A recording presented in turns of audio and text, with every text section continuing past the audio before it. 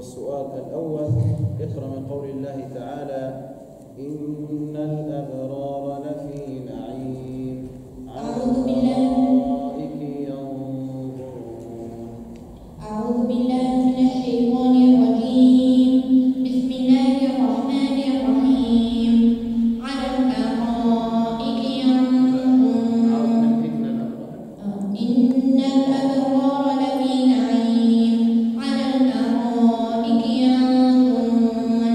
تعرف في وجوههم نضرة النعيم يسقون من رحيق مختوم ختامه مسك وفي ذلك فليتنافس المتنافسون.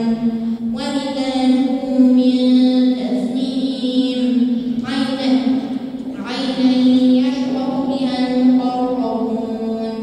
إن الذين أجرموا كانوا من الذين آمنوا يضحكون وإذا مروا بهم يتغامزون وإذا انقلبوا إلى أهلهم انقلبوا فكهين وإذا رأوهم قالوا إن هؤلاء لضالون